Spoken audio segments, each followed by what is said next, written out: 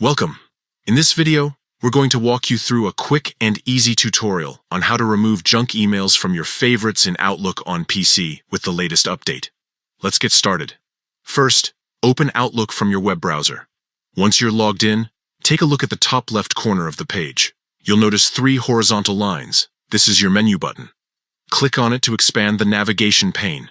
Now, in the expanded menu, locate the Junk Emails folder under your Favorites section. Next to it, you'll see 3 small dots. These represent additional options for that folder. Click on those 3 dots to open a drop-down menu. From the drop-down menu, select the option that says Remove from Favorites. And just like that, the Junk Emails folder will be removed from your favorites list. This simple process helps keep your favorites section clean and organized by removing folders you don't frequently use. You can always re-add the Junk Emails folder to favorites later if needed by following similar steps. And that's it. You've successfully removed junk emails from your favorites in Outlook. If you found this tutorial helpful, don't forget to like and subscribe for more tips and tricks to make your digital life easier. Thanks for watching.